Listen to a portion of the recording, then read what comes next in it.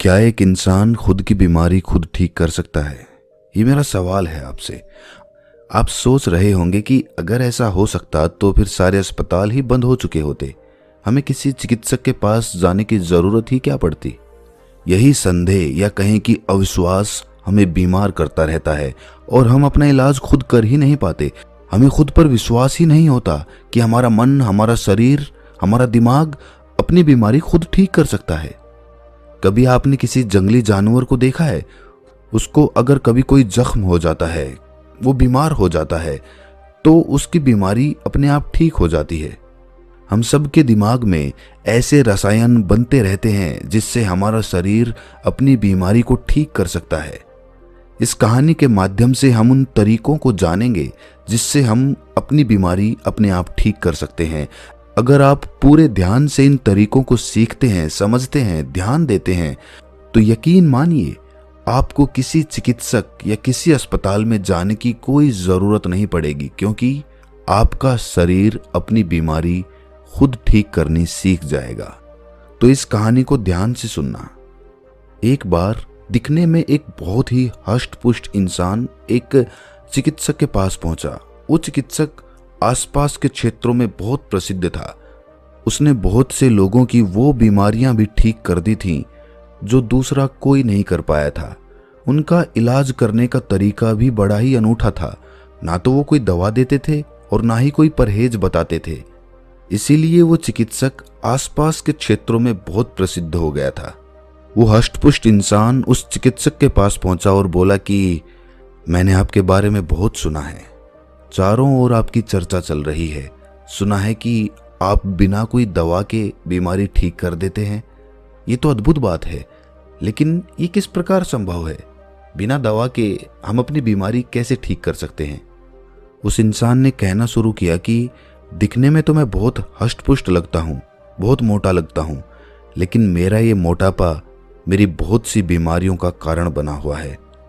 कोई कहता है कि तुम अपना मोटापा घटा लो, कोई कुछ कहता है, कोई दवा देता है, लेकिन मेरी बीमारियां ठीक नहीं हो पाती। उस इंसान ने बताया कि वैसे तो मेरे शरीर में बहुत सारी बीमारियां हैं, मैं खुद नहीं जानता कि मुझे क्या क्या बीमारियां हैं। जैसे कि अस्थमा, मेरी सांस बहुत जल्दी फूल जाती है। इसके अलावा मुझे घुटनों में दर्द रहता है। कभी कभी मेरे दिल की धड़कन बहुत तेज चलने लगती है, जिससे हृदय गति रुक जाने का खतरा भी बना रहता है। और भी ना जाने क्या क्या बीमारियां मुझे हो रखी हैं। तो अगर आप कोई समाधान बता सकें, क्योंकि दवा लेकर मैं थक चुका हूं, मुझे कोई ऐसा तरीका चाहिए जिससे मैं अपनी बीमारी खुद ठीक कर सकूं। मुझे किसी दवा की या किसी चिकित्सक की कोई ज़रूरत ही ना रहे। उस साधु चिकित्सक ने पूछा कि तुम्हें पूरा विश्वास है कि तुम अपनी बीमारी खुद ठीक कर सकते हो? ये विश्वास ही सबसे मूलभूत बिंदु होता है। कुछ लोग कभी विश्वास ही नहीं करते कि उनका शरीर अपनी बीमारी खुद ठीक कर सकता है, इसीलिए वो खुद का इलाज कभी करना सीख ही नहीं पाते। लेकिन कुछ लोग ऐसे भी होते हैं जो विश्वास रखते हैं कि उनका शरीर उनकी बीमारी ठीक कर सकता है, और ऐसे लोग ही अपनी बीमारियों को ठीक कर पाते हैं। तो सबसे पहले, अगर तुम्हें खुद पे विश्वास है तो ही मैं तुम्हें ऐसे तरीके बताऊंगा जिससे तुम अपने शरीर की बीमारियों को ठीक कर पाओगे। लेकिन अगर तुम्हें विश्वास नहीं है तो उन तरीकों को बताने का कोई भी उपयोग नहीं है। उस इंसान ने उत्तर देते हुए कहा कि अगर मेरे को विश्वास नहीं होता तो मैं आपसे सवाल पूछता ही नहीं। मुझे विश्वास है कि मैं अपनी बीमारी खुद ठीक कर सकता हूँ, इसीलिए तो मैं आपसे सवाल पूछ रहा हूँ। कृपया वो तरीके बताने की कृपा करें जिनसे मैं अपनी बीमारी को ठीक कर सकूं। उस साधु चिकित्सक ने समझाया कि हमारा शरीर संकेतों में हमें समझाने की कोशिश करता है, लेकिन हम उन संकेतों को नज़रअंदाज कर देते हैं, उन पर कोई ध्यान ही नहीं देते। इसीलिए सबसे पहले अपने शरीर के संकेतों को समझना शुरू करो। इसके लिए तुम्हें संवेदनशील होना पड़ेगा, खुद पर ध्यान देना होगा, ध्यान करना होगा। ध्यान करने से तुम अपने शरीर में होने वाले बदलावों को महसूस कर पाओगे। उसके बाद तुम्हें पता लग पाएगा कि तुम्हारे शरीर में क्या कमी है, क्या बीमारी पनपने वाली है। और जब तुम्हें ये संकेत समझ में आने लगेंगे उसके बाद तुम खुद का इलाज शुरू कर पाओगे, खुद को बीमारियों से बचा पाओगे। इसीलिए सबसे पहला बिंदु है, ध्यान के द्वारा संवेदनशीलता पैदा करो, जिससे तुम अपने शरीर के संकेतों को समझ सको।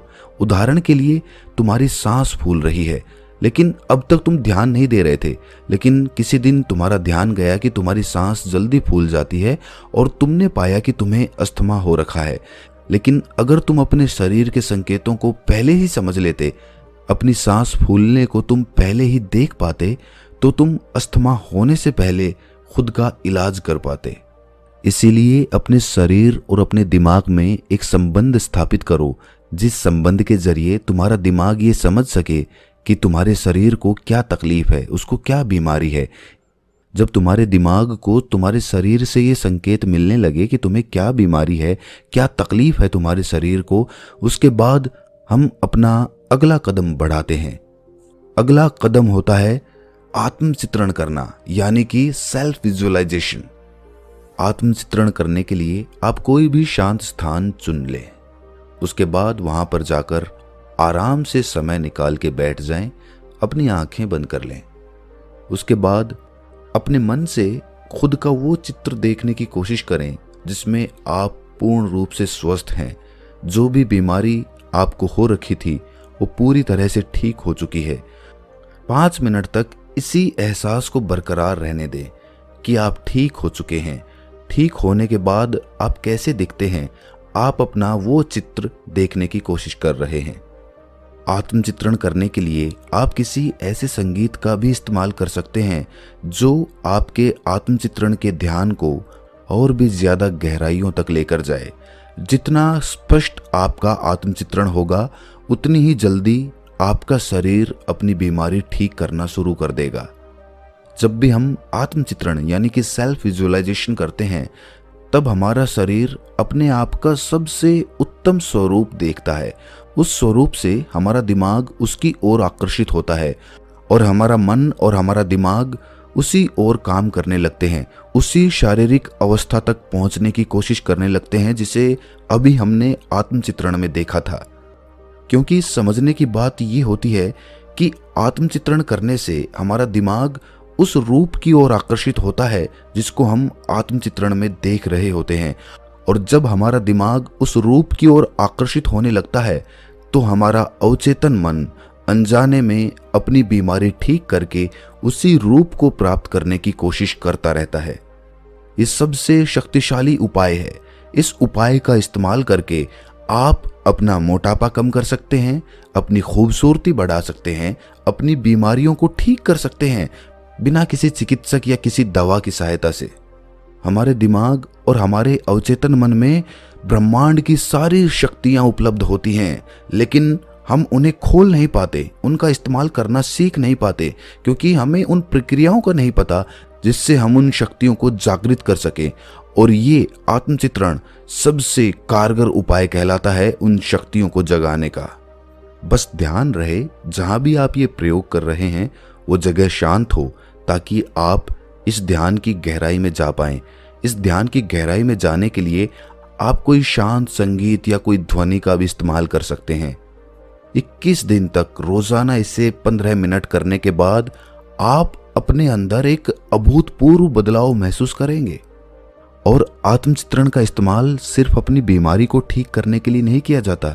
अगर आप थके थके रहते हैं, आलस्य से भरे रहते हैं, आपके शरीर में कोई जोश, कोई उत्साह नहीं रहता, तो भी आप आत्मचित्रण यानी कि विजुअलाइजेशन का सहारा लेकर अपने आप को जोशीला, फुर्तीला और उमंग से भरा हुआ बना सकते हैं।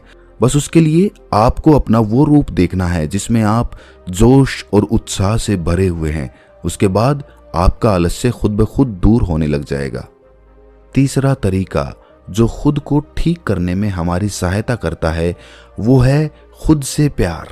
जब भी हमारे कोई बीमारी होती है, हमारे शरीर में कोई तकलीफ होती है, तो हम खुद को कोसने लगते हैं। कुछ लोग तो यहाँ तक सोचने लगते हैं कि इस बीमारी से अच्छा तो भगवान हमें उठा ले तो सही है। ये सब निराशा आपकी परेशानियों को और भी ज्यादा बढ़ा देंगी। इससे आपकी बीमारी तो ठीक नहीं होगी, लेकिन आपका मन, आपका दिमाग, आपका शरीर अपनी हिम्मत खो देगा वो हिम्मत हार जाएगा, उसमें ताकत थी खुद को ठीक करने की, लेकिन आपने ये सोच सोच कर अपने को विश्वास दिला दिया कि आप अपने आप से नफरत करने लगे हैं, आपका खुद पे विश्वास नहीं रहा। जो लोग शरीर में बीमारी और तकलीफ होने के बाद भी खुद से प्यार करते हैं, खुद को कोसते नहीं हैं, वही लोग अपनी बीमारी को खुद से ठीक करने का साहस रख पाते हैं।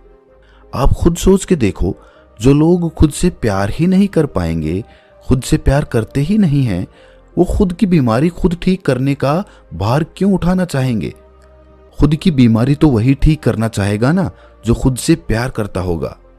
खुद से प्यार करने वाले लोग ही आत्मचित्रण के ध्यान में गहराई से उतर पाते हैं, जिसकी हमने अभी थोड़ी देर पहले चर्चा की थी। आत्मचित्रण की ध्यान की गहराई में जाने के लिए आपको खुद से प्यार करना सीखना होगा। उसके बाद आपका दिमाग अपने आप ऐसे रसायन पैदा करने लगेगा जो आपकी उस बीमारी को ठीक करने के लिए सहायक होते हैं।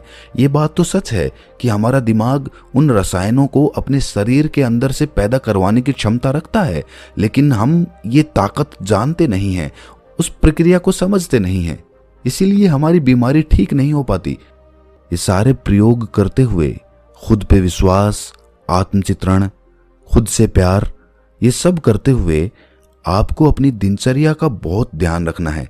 आप क्या खाते हैं, किस समय खाते हैं, क्या व्यायाम करते हैं, योग कब करते हैं, किन लोगों के साथ बैठते हैं, किन से बातें करते हैं, ये सारी चीज़ें आपकी दिनचर्या की होती हैं। इन पर आपको बहुत खास ध्यान रखना है। समय से खाना, अच्छा खाना, समय से व्यायाम करना आपको बहुत सारी बीमारियों से दूर रखता है। हम असलियत में बीमार तभी पड़ते हैं जब हम अपनी दिनचर्या का अनुसरण करना छोड़ देते हैं। जब हम एक बेहतर जीवन नहीं जीते, एक अच्छी दिनचर्या का अनुसरण नहीं करते, तो हम अंदर से दुखी होने लगते हैं, हम तनाव में रहने लगते हैं। अगर आप तनाव में रहेंगे तो स्वाभाविक रूप से बीमारियां आपको ज्यादा घेरेंगी। अगर आप समय से खाते हैं, समय से पूरी नींद लेते हैं, समय से व्यायाम करते हैं, तो आप तनाव मुक्त जीवन जिएंगे। उसके बाद बीमारियां आपसे कोसों दूर रहेंगी। बस आपको अपनी दिनचर्या का पालन पूरी निष्ठा और ईमानदारी के साथ करना है। उसके बाद बीमारियां आनी तो दूर की बात रही, आपका जीवन खुशियों से भर जाएगा। अपनी बात को आगे बढ़ाते हुए साधु चिकित्सक ने समझाया कि अपने अवचेतन मन को अपनी बीमारियों को ठीक करने के काम पे लगाना सीखो। हम सब के अवचेतन मन में बहुत सारी शक्तियां बसी हुई हैं, बस हमें अपने अवचेतन मन से काम करवाने की प्रक्रिया नहीं पता। इस प्रक्रिया को बताते हुए साधु महाराज ने बताया कि जब भी तुम अपने बिस्तर पे सोने के लिए जाते हो तो सोते वक्त बस अपनी आंखों को बंद करके, अपने दिमाग को शांत करके खुद को ये एहसास दिलाओ कि तुम्हारी बीमारियां ठीक हो रही हैं। धीरे धीरे समय के साथ तुम्हारी बीमारियां जड़ से खत्म हो जाएंगी। जब तुम ऐसा सोचते सोचते अपने बिस्तर पर सो जाते हो, उसके बाद आपका अवचेतन मन अपना जादू दिखाने लगता है। आपका अवचेतन मन सोने के बाद भी आपके लिए काम करता रहता है, लेकिन आपको ये पता नहीं होता। और सोने से पहले जिस काम पर भी हम अपने अवचेतन मन को लगा देते हैं, पूरी रात वो उसी चीज पर काम करता रहता है। रोज रात को ये अभ्यास करने से आप सुबह बहुत अच्छा महसूस करेंगे, क्योंकि धीरे धीरे आपका शरीर अपने आप ठीक होने लगेगा। आपके अवचेतन मन की शक्तियां जागृत होने लगेंगी और वो आपकी बीमारियों को ठीक करने लगेंगी। लेकिन ये हमें रोज सोने से थोड़ी देर पहले करना है। अगर हम इसे दिन में करेंगे तो दिन में तो हम दूसरे कामों में व्यस्त रहते हैं, तो हमारे अवचेतन मन को समय ही नहीं मिलता उसके लिए काम करने का। लेकिन रात में सोते वक्त जब हमारा चेतन मन शांत हो जाता है, तब हमारा अवचेतन मन जागृत होता है और तब वो अपनी पूरी शक्ति के साथ आपके लिए काम कर पाता है। साधु चिकित्सक ने बताया कि आज चाहे विज्ञान कितना भी आगे क्यों ना निकल गया हो, लेकिन आज भी बहुत सारी बीमारियां ऐसी होती हैं जिनका विज्ञान को भी कोई अता पता नहीं होता। बड़े बड़े चिकित्सक तुम्हारे शरीर में वो बीमारियां ढूंढ नहीं पाते हैं, लेकिन फिर भी तुम उन बीमारियों से परेशान रहते हो। ऐसी बीमारियों को जिन्हें विज्ञान भी ठीक नहीं कर पाता, तो तुम्हें क्या लगता है वो बीमारियां दवाओं से ठीक हो जाएंगी? नहीं, दवाएं हमें तभी खानी चाहिए जब हमें ये महसूस होने लगे कि इस बीमारी का इलाज मैं अपने आप नहीं कर पाऊंगा। जब आप खुद से किसी बीमारी का इलाज करने में असफल होते हैं तो आप किसी चिकित्सक के पास जाइए और वो आपको सही दवा देगा। लेकिन उससे पहले खुद प्रयास करके देखिए और यकीन मानिए आपके अंदर वो सारी शक्तियां हैं जो बिना दवाओं के आपके शरीर को ठीक कर सकती हैं। आज से कई सौ साल पहले कोई विज्ञान नहीं था, कोई चिकित्सा प्रणाली नहीं थी। उस समय के लोग इन प्रक्रियाओं को, इन पद्धतियों को जानते थे जिससे वो अपने आप को खुद ठीक कर पाते थे, क्योंकि उनके पास कोई दूसरा विकल्प ही नहीं था। लेकिन समय के साथ जैसे जैसे विज्ञान आगे बढ़ता गया वैसे वैसे वो पद्धतियां और वो प्रक्रियाएं नष्ट कर दी गई, क्योंकि इससे विज्ञान का, चिकित्सकों का, अस्पतालों का अपना नुकसान है। उनके पास अगर कोई मरीज नहीं आएगा तो उनकी आय कैसे होगी, ये सोचने की बात होती है। इसीलिए ये प्रक्रियाएं और ये पद्धतियां छुपाने की कोशिश की गई। लोगों को ये यकीन दिलाने की कोशिश की गई कि आप अपना इलाज खुद नहीं कर सकते। इसीलिए आपने खुद पर विश्वास करना बंद कर दिया और उसका नतीजा ये रहा कि एक बीमारी खत्म होती है तो आपको दूसरी आ घेरती है, और उस दूसरी बीमारी को ठीक करने के लिए भी आप जब चिकित्सक के पास जाते हैं तो वो आपको बहुत सारी दवाएं दे देता है। वो दवा उस बीमारी को तो ठीक कर देती है, लेकिन उस दवा से हमारे शरीर में और न जाने क्या क्या बीमारियां पनपने लगती हैं।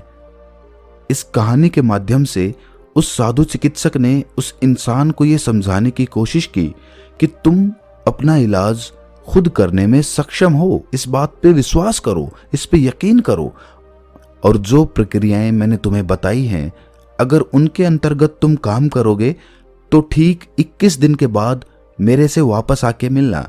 उसके बाद तुम बताना कि तुमने अपने अंदर क्या बदलाव महसूस किए, क्या तुम्हारी बीमारियां ठीक हुई या नहीं हुई। और ये कहते हुए वो साधु चिकित्सक अपने दूसरे शिष्यों के पास चले गए जो उनसे इन पद्धतियों और इन प्रक्रियाओं के बारे में ज्ञान ग्रहण करने के लिए आते थे। उस इंसान ने भी निश्चय किया कि वो 21 दिन तक रोज इन प्रक्रियाओं का पालन करेगा और उसके बाद फिर से इन साधु से आकर मिलेगा, और जो भी बदलाव वो महसूस करेगा वो ईमानदारी से वो सारे बदलाव इन साधु चिकित्सक को बताकर जाएगा। और यही सोच विचार करते हुए वो इंसान वहां से प्रस्थान कर गया। तो दोस्तों, कैसी लगी ये कहानी आपको कमेंट सेक्शन में ज़रूर बताना, और अच्छी लगी हो तो इस चैनल को सब्सक्राइब करके नोटिफिकेशन बेल को ज़रूर प्रेस कर देना। तो मिलते हैं किसी अगली कहानी में, तब तक के लिए अपना ख्याल रखें।